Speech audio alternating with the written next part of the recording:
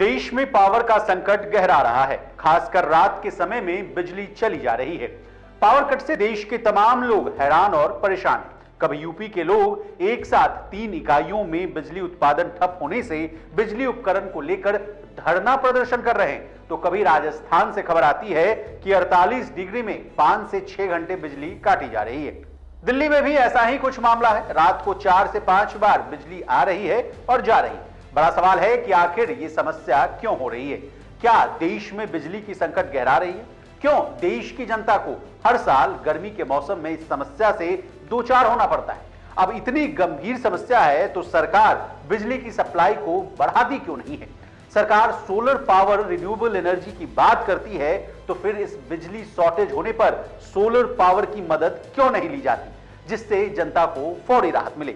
इसके अलावा सरकार के कदम क्या है जिससे बिजली की समस्या दूर हो, और अंतिम में क्या पावर डिमांड को बेहतर तरीके से मैनेज करने से इस समस्या से निजात पाई जा सकती है? इन सारे प्रश्नों के जवाब आज के इस वीडियो में हम खोजने की कोशिश करेंगे।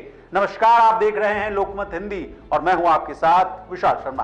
देश में बिजली आती कहां से है, इससे कहानी की शुरुआत करते हैं।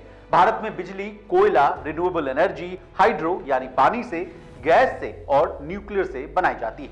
अब मान लीजिए 100% बिजली बन रही है, तो कौन कौन सी जगह से बिजली बनाई जा रही है ये समझिए।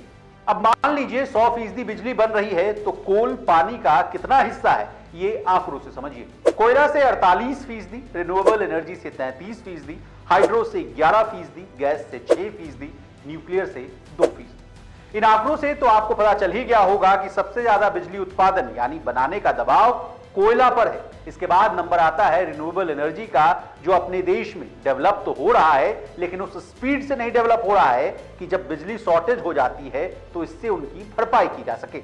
इसके अलावा और भी कारण है, एक तो सरकारी और दूसरा हम खुद है। देश के कई पॉलिटिकल पार्टीज रेवड़ियों की तरह मुफ्त बिजली का वादा करती हैं। लोग इन मुद्दों पर भर भर कर वोट कर देते हैं। उसके बाद जो परिणाम होता है वो आपके सामने।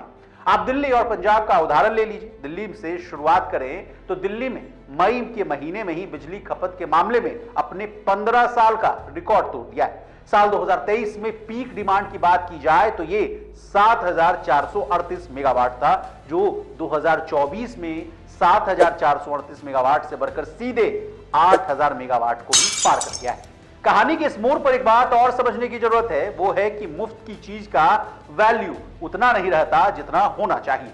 200 यूनिट फ्री बिजली देने से लोग इस बिजली के महत्व को नहीं समझते और बेजा इस्तेमाल करते हैं।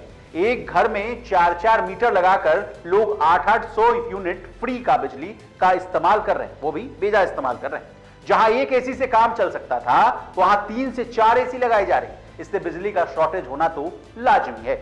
इस बात को मैं आंकड़ों से भी आपके सामने साबित कर सकता हूं। दिल्ली में पिछले 5 साल में कैसे बिजली की डिमांड बढ़ी है, डेटा से समझिए। 2024 में 8000 मेगावाट, 2023 में 7438, तो 2022 में 7695, वहीं 2021 में 6753, तो 2020 में 6314।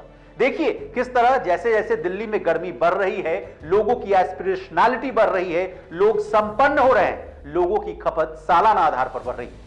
इसको लगाम लगाने की जरूरत है, नहीं तो स्थिति जो है बद से बदतर होती चली जाएगी। ये तो बात हुई देश की राजधानी दिल्ली की। अब देश में पावर डेफिसिट यानी सप्लाई और डिमांड में गैप कितना है ये भी जानिए।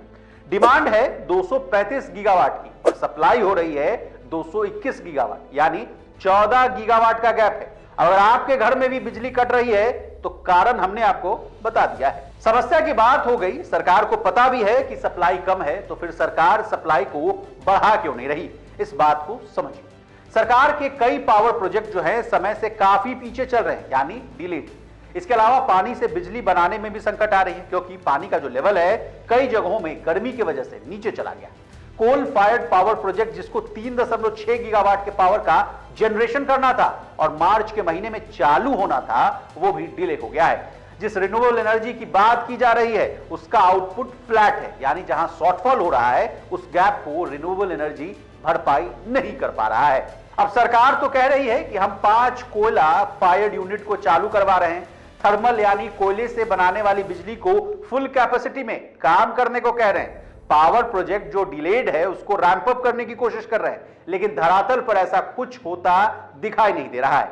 बता दें, आईएमडी ने अभी और गर्मी की चेतावनी दी है। हीट वेव और लू के थपेड़े पड़ने वाले हैं। ऐसे में जनता कैसे गर्मी और पावर कट का सामना करेगी ये तो वक्त ही बताएगा। लेकिन खुशखबरी ये है कि साउथ वेस्ट मानसून के आने से आपको भीषण गर्मी से थोड़ी राहत जरूर मिलेगी। इसी तरह देश और दुनिया और बिजनेस जगत से जुड़ी तमाम ताजा तरीन खबरों के लिए बने रहिए हमारे साथ और देखते रहिए लोकमत हिंदी।